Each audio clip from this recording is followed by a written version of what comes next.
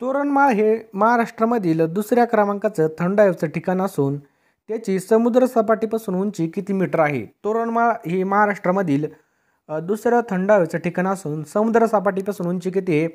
तर बघा 1150 या ठिकाणी बघा करेक्ट आन्सर आहे आपलं 1150 इतकी मीटर उंच आहे बघा. आलं लक्षात. तोरणमाळ थंड हवेचे ठिकाण नंदुरबारमध्ये आपण सुरुवातीलाच पाहिलं होतं. नेक्स्ट पहा, विदर्भामधील थंड हवेचे ठिकाण कोणतं आहे? काय प्रश्न आहे? विदर्भामधील थंड हवेचे ठिकाण कोणतं आहे मित्रांनो? तर चिखलदरा आहे मित्रांनो.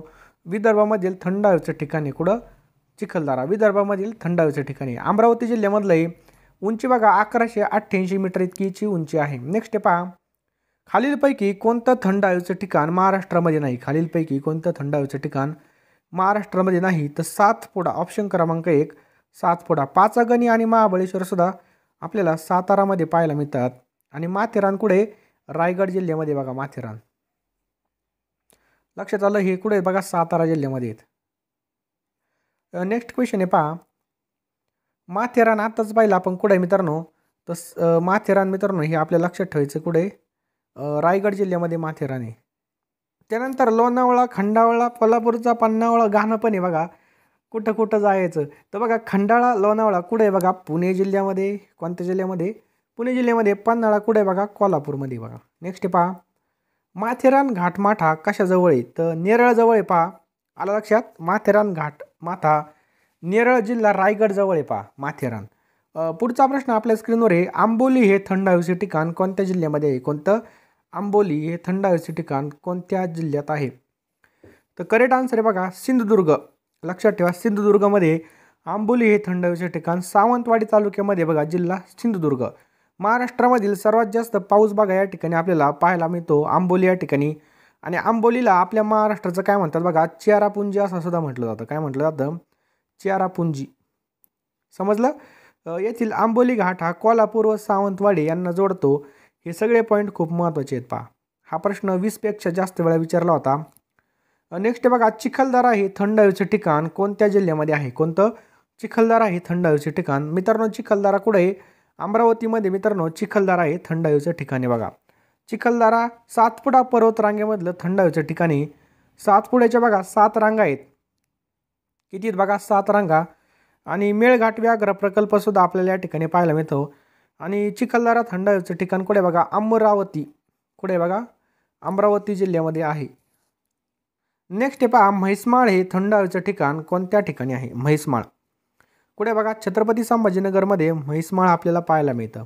नेक्स्ट पहा, सिंधुदुर्ग जिल्ह्यामध्ये टिंबटिंब हे महाराष्ट्रातील सर्वाधिक पावसाचं ठिकाण आहे. तर कोणतं आहे मित्रांनो सर्वाधिक पावसाचं ठिकाण? आंबोली हे सर्वाधिक पावसाचं ठिकाण आहे पहा. याला महाराष्ट्राचं चेरापुंजी म्हणून ओळखलं जातं. नेक्स्ट पहा, गटात न बसणारा शब्द आपल्याला ओळखायचा आहे. कोयना, कृष्णा, गोदावरी, कळसुबाई. तर मित्रांनो कळसुबाई. बाकीच्या सगळ्या गोदावरी आणि महाराष्ट्रामधील बघा गोदावरी, कृष्णा, कोयना ह्या महाराष्ट्रातील नद्या आहेत बघा. आणि कळसुबाई बघा महाराष्ट्रामधील सर्वाधिक उंच शिखर आहे. याची उंची लक्षात ठेवा मित्रांनो. बऱ्याच वेळेस पेपरला विचारलं आहे 1646 मीटर आणि फुटामध्ये विचारली तर 5400 फूट. 5400 फूट इतकी काय बघा उंची आहे. नेक्स्ट पहा, गरम पाण्याचे झरे असलेलं वज्रेश्वरी हे ठिकाण कोणत्या जिल्ह्यामध्ये आहे? कोणतं? गरम पाण्याचं झरं असणारं वज्रेश्वरी हे ठिकाण कोणत्या जिल्ह्यामध्ये स्थित आहे? अतिशय IMP क्वेश्चन मित्रांनो. याचं करेक्ट आन्सर बघा ठाणे. लक्षात ठेवायचं आपल्याला ठाणे. ठाणे जिल्ह्यामध्ये वज्रेश्वरी, सतपली आणि अकोलोली हे काय बघा गरम पाण्याचे झरे ठाणे जिल्ह्यामध्ये आपल्याला पाहायला मिळतात. पालघरमध्ये सुद्धा मित्रांनो गरम पाण्याचे झरे आपल्याला पाहायला मिळतात. पालघरमध्ये कोणते आहेत? वज्रेश्वरी पालघरमध्ये दातीवरे, गणेशपुरी आणि कोकनेर हे काय बघा पालघरमधले गरम पाण्याचे झरे आहेत. रत्नागिरीमध्ये सुद्धा मित्रांनो गरम पाण्याचे झरे आहेत. राजापूर आणि उन्नेर. जळगावमध्ये बघा उपनदेव, सुपनदेव, गणेशपुरी हे आहेत. हे महत्त्वाचे पॉईंट आपण डिस्कस केले. नेक्स्ट बघा, दक्षिण गंगा हे कोणत्या नदीला म्हणतात? तर गोदावरी नदीला मित्रांनो दक्षिण गंगा म्हणून ओळखलं जातं. आणि सर्वात मोठी द्विकल्पीय नदी पहा. आलं लक्षात. नेक्स्ट पहा, कराडजवळ प्रीती संगम येथे टिंबटिंब नद्यांचा संगम आहे. कराडजवळ प्रीती संगम येथे टिंबटिंब या नद्यांचा संगम आहे. तर बघा कराड कराडजवळ बघा प्रीती संगम कोणाचा आहे? कृष्णा आणि कोयना ऑप्शन क्रमांक 3 कृष्णा आणि कोयना हे आपलं करेक्ट आन्सर आहे बघा. कृष्णा आणि कोयना यांचा संगम बघा याला प्रतिसंगम सुद्धा म्हणतात आणि कराडमध्ये आपल्याला पाहायला मिळतो.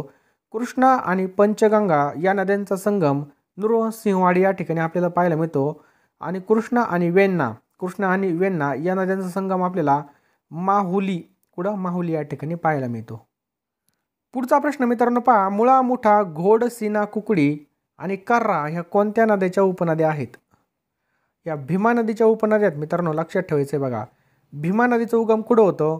तर भीमाशंकर पुणेमध्ये बघा भीमा नदीचा उगम होतो. कुठं होतो? भीमाशंकर पुणे जिल्ह्यामध्ये. लांबी किती बघा 451.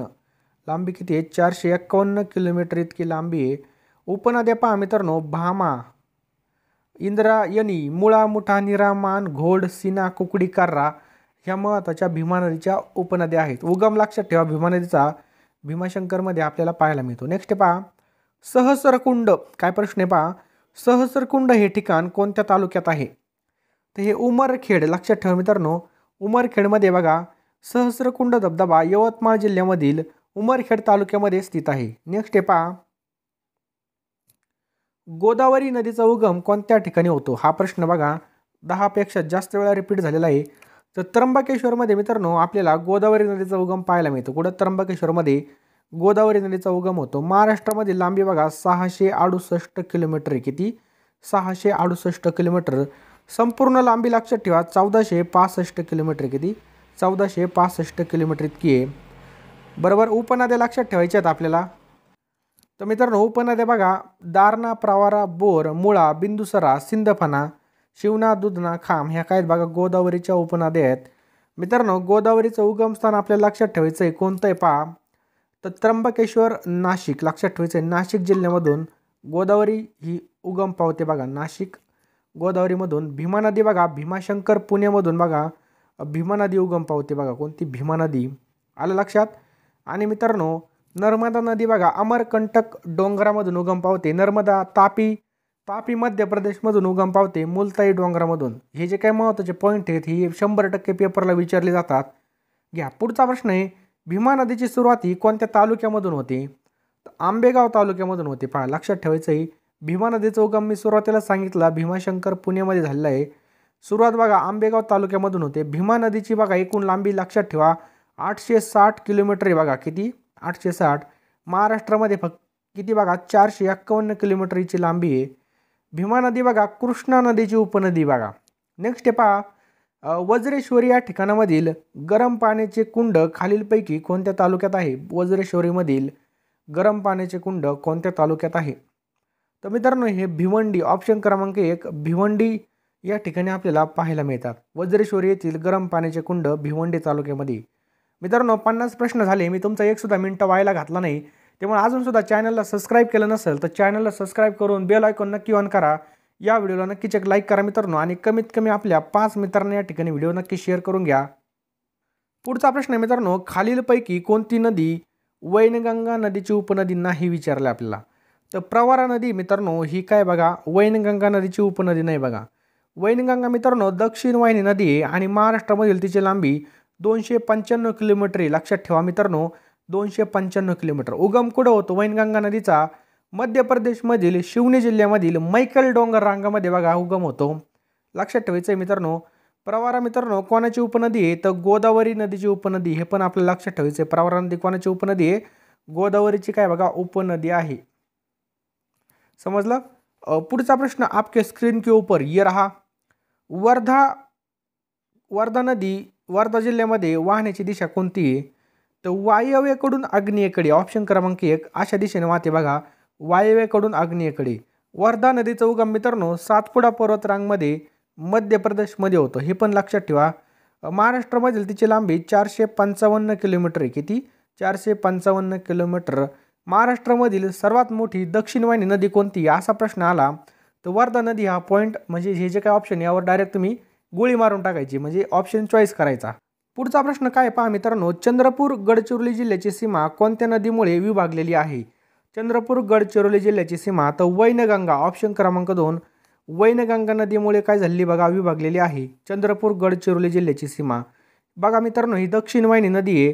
हिचा उगम बघा कुठं होतो, तो उगम होतो मैकल डोंगर रागा मध्य प्रदेश. लांबी जर पाहिली तर 295 किलोमीटर इतकी लांबी बघा, किती 295 किलोमीटर इतकी लांबी आहे. ही महाराष्ट्रामधील दुसरी सगळ्यात मोठी दक्षिण वाहिनी नदी पहा. नेक्स्ट आहे पहा, भंडारा व रंधा हे धबधबे कोणत्या जिल्ह्यात येतात? भंडारा आणि रंधा हे धबधबे कोणत्या जिल्ह्यामध्ये येतात? ते नगर जिल्ह्यामध्ये आपल्याला पाहायला मिळतात. लक्षात ठेवायचं आहे बघा, भंडारदरा आणि रंधा हे धबधबे. नेक्स्ट आहे पहा, नागपूर जिल्ह्यातून वाहणारी, काय प्रश्न आहे बघा, नागपूर जिल्ह्यातून वाहणारी कन्नन नदी खालीलपैकी कोणत्या नदीची उपनदी आहे? तर ही वैनगंगा नदीची या ठिकाणी बघा करेक्ट आन्सर आहे बघा, वैनगंगा. उगम कुठं होतो वैनगंगा नदीचा? मध्य प्रदेशमध्ये होतं पहा. नेक्स्ट आहे पहा, महाड शहर हे कोणत्या नदीवर वसलेलं आहे? कोणतं? महाड शहर हे, तर मित्रांनो सावित्री या नदीच्या काठावर वसलेलं आहे बघा महाड हे शहर. लक्षात ठेवायचं आहे बघा, सावित्री.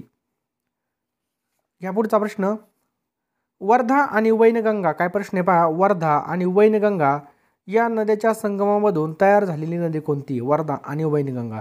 तर प्राणहिता ही या ठिकाणी आपलं करेक्ट आन्सर होईल. ऑप्शन क्रमांक 2 प्राणहिता. लक्षात, प्राणहिता वर्धा आणि वैनगंगा नदीच्या संगमामधून प्राणहिता तयार होते.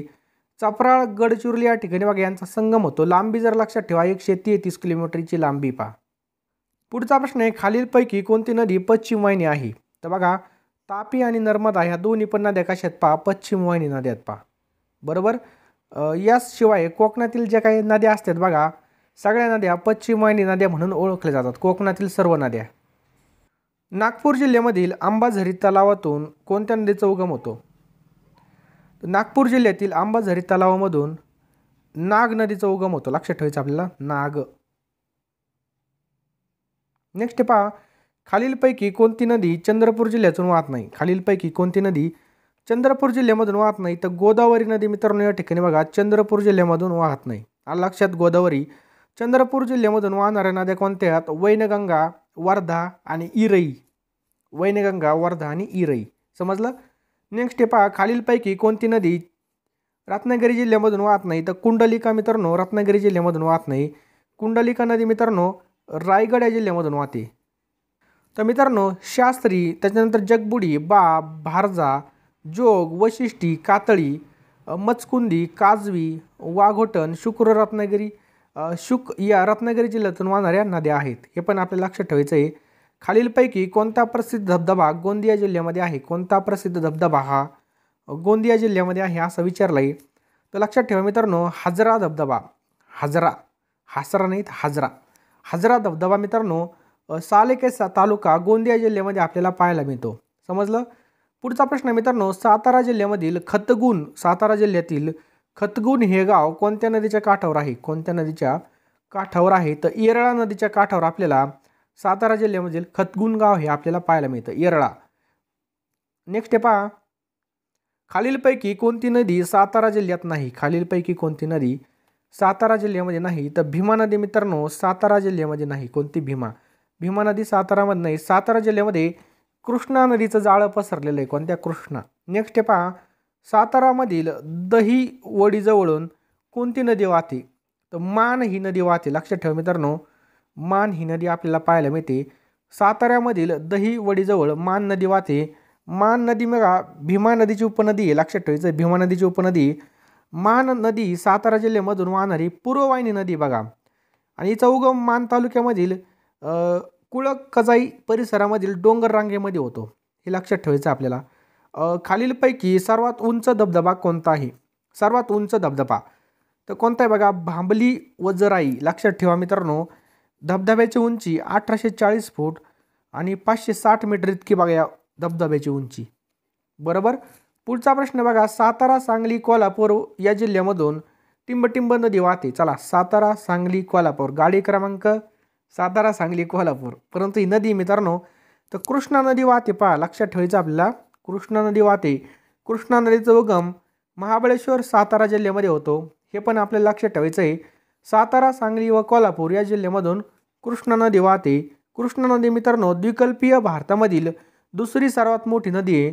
कृष्णा नदीची एकूण लांबी जर पाहिली तर 1400 किलोमीटर आहे बघा. किती आहे? 1400 किलोमीटर इतकी आहे. महाराष्ट्रामध्ये लांबी 282 किलोमीटर आहे बघा. किती? महाराष्ट्रामध्ये लांबी 282 किलोमीटर.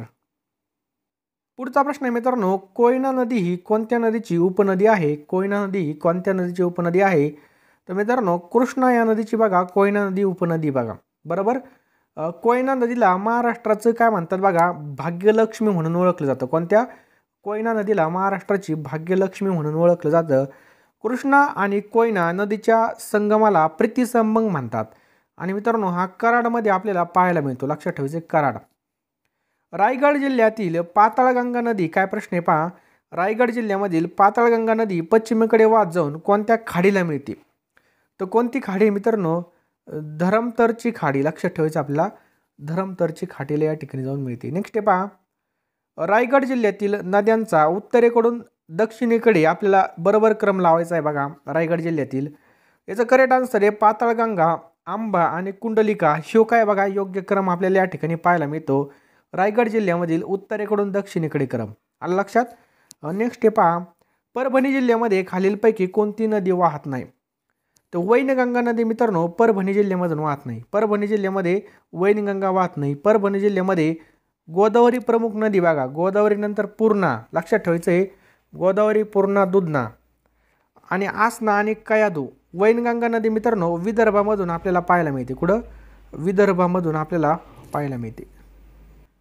पुढचा प्रश्न काय मित्रांनो, खालीलपैकी कोणती नदी ही वैतरणा नदीची उपनदी नाही? खालीलपैकी कोणती नदी वैतरणा नदीची उपनदी नाही? तर बघा, सावित्री ही वैतरणा नदीची काय बघा उपनदी नाही आहे. सावित्री बघा, वैतरणा नदी मित्रांनो हिचा उगम त्र्यंबकेश्वर जिल्हा नाशिकमध्ये होतो, सह्याद्री पर्वतामध्ये. आणि पश्चिम वाहिनी नदी असल्यामुळे ही अरबी समुद्राला जाऊन मिळते. वैतरणा नदी मित्रांनो पालघर जिल्ह्यामधून सुद्धा वाहते. लांबी बघा 154 किलोमीटर बघा, किती आहे? 154 किलोमीटर लांबीची नदी आहे. उपनद्याच्या तानसा, त्याच्यानंतर पिंजाळ, देहजा आणि सूर्या हे आहेत. पुढचा प्रश्न बघा मित्रांनो, सहस्रकुंड धबधबा कोणत्या नदीवरती आहे? कोणता? सहस्रकुंड धबधबा. तर मित्रांनो हा पैनगंगा नदीवरती सहस्रकुंड धबधबा आहे. कोणत्या? पैनगंगा नदीवरती बघा. यवतमाळ व नांदेड या जिल्ह्याच्या सीमेवर सहस्रकुंड धबधबा आहे. लक्षात ठेवा मित्रांनो, यवतमाळ आणि नांदेडच्या जिल्ह्याच्या सीमेवर आहे पहा. यवतमाळ जिल्ह्यामध्ये मुदखेड डोंगर रांगा आहेत बघा. कोणत्या आहेत बघा? मुदखेड. लक्षात ठेवा. पुढचा प्रश्न आपल्या स्क्रीनवर आहे, खालीलपैकी कोणती नदी गोदावरीची उपनदी नाही विचारलं आहे. आता गोदावरीच्या कोणत्या उपनदी हे आपलं पाठ असलं पाहिजे.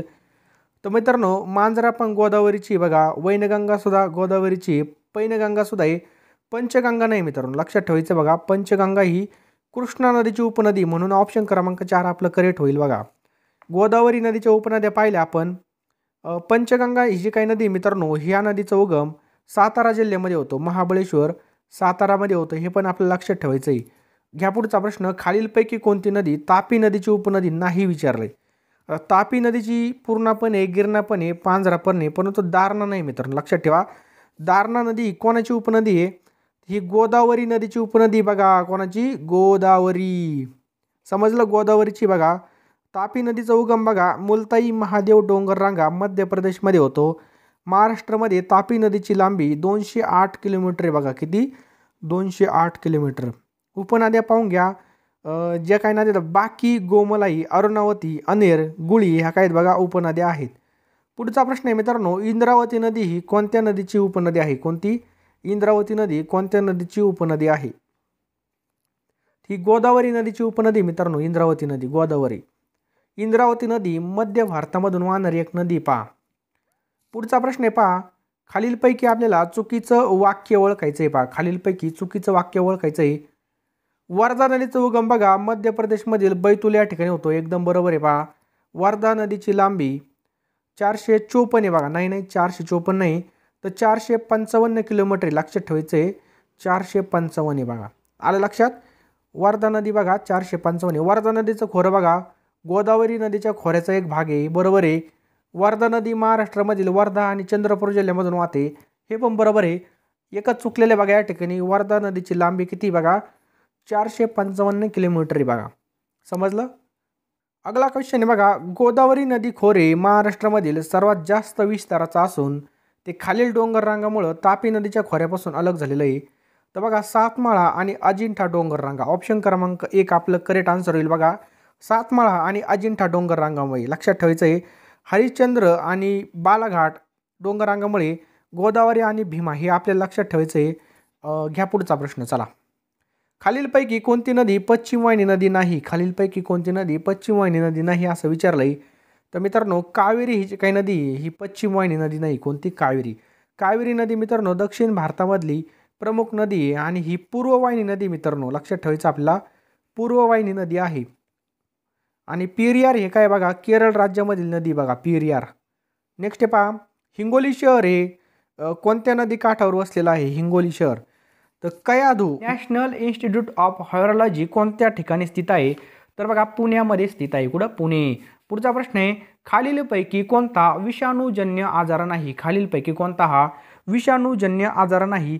तर मलेरिया हा बघा विषाणूजन्य आजार नाही. मित्रांनो, तुम्ही इथपर्यंत बघत आले असतील तर व्हिडिओला नक्कीच एक लाईक करा. लाईक केल्यावर कळतं की माझी मेहनत 100% काम करते. आणि आपल्या जर परिवारामध्ये तुम्ही सामील नसेल झाले तर सबस्क्राईब करून बेल आयकॉन नक्की ऑन करा. पुढचा प्रश्न आहे, वाहनाच्या बाजूला आरसा करण्यासाठी कोणते भिंग वापरतात? काय प्रश्न आहे बघा, वाहनाचा जो काही बाजूचा आरसा आहे तो तयार करण्यासाठी कोणती भिंग किंवा काच वापरतात? तर त्याला काय म्हणतात? बहिर्वक्र. लक्षात ठेवा, बहिर्वक्र, कॉन्व्हेक्स लेन्स. लक्षात ठेवा, कॉन्व्हेक्स, बहिर्वक्र. पुढचा प्रश्न आहे, आरसा बघा जो काही आरशाचा ध्रुव आणि नाभी यांच्यातील अंतराला नाभी अंतर म्हणतात. तर नाभी अंतर हे वक्रता त्रिज्येचा कसं असतं? तर हे निम्म असतं बघा, निम्म. कसं असतं? निम्म असतं. पुढचा प्रश्न बघूयात आपण, विद्युत शेगड्या आणि विविध प्रकारचे विद्युत रोधक तयार करण्यासाठी धातूचं कोणतं संमिश्र वापरलं जातं? राईट आन्सर आहे त्याचं कोणतं? जर्मन सिल्वर वापरलं जातं. विद्युत शेगड्या आणि विविध प्रकारचे विद्युत रोधक तयार करण्यासाठी जर्मन सिल्वर हे संमिश्र वापरलं जातं. जर्मन सिल्वर हे निकेल, कॉपर आणि झिंक यांचं संमिश्र आहे. निकेल, कॉपर आणि झिंक. पुढचा प्रश्न आहे बघा, टिंबटिंब व टिंबटिंब हे शुद्ध अर्धवाहक किंवा सेमी कंडक्टर सुद्धा म्हणतात त्यांना. तर राईट आन्सर आहे बघा ऑप्शन क्रमांक 2, जर्मनियन आणि सिलिकॉन. तर बघा इतर बघूयात आपण, काही अर्धवाहक बॉरॉन आहे, सिलिकॉन आहे, जर्मेनियम सुद्धा आहे, अरेझनिक आहे. त्याच्यानंतर बघा पोलोनियम. हे काय आहेत बघा, धातू आणि अधातू यांचा गुणधर्म दर्शवतात. त्यांना धातू सदृश किंवा अंशतः धातू असं म्हटलं जातं. पुढचा प्रश्न काय बघा, विद्युत घंटेमध्ये विद्युत ऊर्जेचं रूपांतर कशामध्ये होतं? तर जी काही विद्युत घंटा असते आपल्या, आपण दाराच्या बाहेर बेल लावलेले असेल आपण टिंग टॉंग म्हणतो. तर बघा ध्वनी ऊर्जेमध्ये. कशामध्ये? ध्वनी ऊर्जेमध्ये. पुढचा प्रश्न आहे, आपल्या घरातील विद्युत प्रवाह 220 व्होल्ट या प्रकारचा असतो. तर जो काय 220 हा अंक व्होल्टेजच्या कोणत्या स्थितीचा निर्देश करतो? 220. राईट आन्सर त्याला आपण काय म्हणतो? परिणामी व्होल्टेज असं म्हणतो. लक्षात ठेवा, परिणामी व्होल्टेज. पुढचा प्रश्न आहे, परिपथामध्ये असलेलं जे काय विद्युत धारेचं अस्तित्व ओळखण्यासाठी खालीलपैकी कोणत्या उपकरणाचा वापर होतो? तर राईट आन्सर आहे बघा ऑप्शन क्रमांक 3, गॅल्व्हॅनोमीटर. लक्षात ठेवा, गॅल्व्हॅनोमीटर. व्होल्टमीटर हे बघा विभवांतर मोजण्यासाठी वापरलं जातं, व्होल्टमीटर. आणि जनरेटर, आपल्या सगळ्यांमध्ये जनरेटर कशासाठी असतं? जे काही आपलं यांत्रिक ऊर्जा आहे त्याचं आपल्याला विद्युत ऊर्जेमध्ये रूपांतर करण्यासाठी वापरलं जातं जनरेटर. गॅल्व्हॅनोमीटर याचं राईट आन्सर आहे बघा. पुढचा प्रश्न बघूयात आपण, खालीलपैकी कोणता पदार्थ उत्तम विद्युत वाहक नाही विचारलंय? उत्तम विद्युत वाहक नाही विचारलंय, खूप महत्त्वाचा प्रश्न आहे. राईट आन्सर आहे बघा ऑप्शन्स क्रमांक 4. कोणता आहे बघा? रबर हा काय बघा उत्तम विद्युत वाहक नाही. पुढचा प्रश्न आहे, विद्युत बल्बमधील जे काही तारेच्या कुंडलाचा विलय बिंदू आहे तो कसा असतो? तर विद्युत कुंडलामध्ये तारेचा जो काही विलयन बिंदू आहे ते कसा असतो? राईट आन्सर आहे ऑप्शन क्रमांक 2, अतिउच्च असतो. कसा असतो? अतिउच्च असतो बल्बमधला. विद्युत बल्बमध्ये काय असतं? टंगस्टन असतं. नेक्स्ट आहे बघा, जे उपकरण यांत्रिक ऊर्जेचं रूपांतर विद्युत ऊर्जेत करतं त्याला काय म्हणतात? तर त्याला आपण म्हणतो बघा जनरेटर म्हणतो. आत्ताच बघितलं आपण काय म्हणतो? जनरेटर. तर जे काय व्होल्टमीटर असतं बघा, ते व्होल्टमीटर विभवांतर मोजण्यासाठी असतं. ॲमीटर हे कशासाठी असतं? विद्युत धारा मोजण्यासाठी असतं. आणि गॅल्व्हॅनोमीटर हे डायरेक्ट करंट मोजण्यासाठी असतं. काय? डायरेक्ट करंट मोजण्यासाठी असतं. पुढचा प्रश्न आहे बघा, JSW पॉवर प्लॅन्ट हे काय वापर करून वीज निर्मित करते? तर हे कोळसा वापरून वीज निर्माण करतं. लक्षात ठेवा, यालाच काय म्हणतात? Ratnagiri power station. JSW कुठे? रत्नागिरी. रत्नागिरी जिल्ह्यातील जयगड जवळ नंदिवडे गावामध्ये हे पॉवर स्टेशन आहे. या प्रकल्पाची वीज निर्मिती क्षमता किती आहे? 1200. लक्षात ठेवा, 1200 MW. पुढचा प्रश्न काय बघा, रात्री विद्युत दिवे गेल्यानंतर सौर ऊर्जेच्या कोणत्या साधनाने प्रकाश मिळू शकतो? राईट आन्सर बघा ऑप्शन क्रमांक 2 सौर लॅटर्न्स. लक्षात ठेवा, रात्री जर आपली लाईट गेली तर सौर ऊर्जेच्या लॅटर्न या साधनाने प्रकाश मिळू शकतो. सौर तापकाचा उपयोग पाणी गरम करण्यासाठी केला जातो. लक्षात ठेवा, पाणी गरम करण्यासाठी. आणि जी काही सौर चूल असते ती भाकर किंवा आपले जे काही भात वगैरे ते स्वयंपाक बनवण्यासाठी तिचा उपयोग केला जातो. पुढचा प्रश्न आहे बघा, एक अश्वशक्ती बरोबर किती असतं? तर आपल्या सर्वांना माहिती आहे एक अश्वशक्ती बरोबर किती? 746 वॅट. किती? 746 वॅट इतकं याची असते एक अश्वशक्ती. पुढचा प्रश्न आहे बघा, त्यालाच हॉर्स पॉवर म्हणतात. विद्युत इस्त्रीमध्ये कार्य कशावर आधारित आहे? तर जो काय जूलचा नियम आहे बघा त्याच्यानुसार चालतं. इस्त्रीमध्ये काय असतं, नायक्रोमची एक तार बसवलेली असते, म्हणजे नायक्रोमचं कुंडल असतं, त्यात ते अब्रकाच्या वेष्टनामध्ये बसवलेलं असतं. पुढचा प्रश्न आहे बघा, टिंबटिंब हे विद्युत अपघटनी आहे. तर काय विद्युत अपघटनी आहे? तर युरिया हे काय बघा विद्युत अपघटनी आहे. लक्षात ठेवा, युरिया.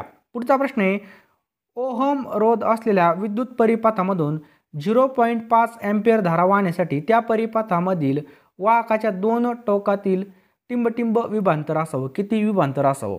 राईट आन्सर आहे बघा 10 व्होल्ट इतकं काय असावं?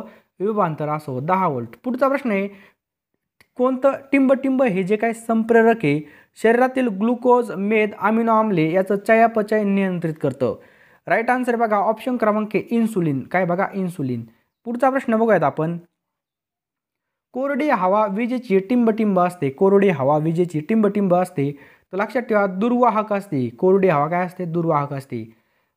आकाशाचा जो काही निळा रंग आहे हा प्रकाशाचं कशाचं उदाहरण आहे? तर हे प्रकाशाचं अपस्करण. लक्षात ठेवा, प्रकाशाचं अपस्करणाचं उदाहरण आहे. पुढचा प्रश्न आहे बघा, कॅथोड किरण हे टिंबटिंबकन तरंग आहेत. कोणते? कॅथोड. तर हे ऋण विद्युत प्रभारित कण किंवा तरंग आहेत. कोणते? कॅथोड. शेवटचा प्रश्न, अविरक्त किरणांना स्रोत आहे. काय प्रश्न आहे बघा, अविरक्त किरणांना स्रोत आहे. अविरक्त किरणांना स्रोत आहे.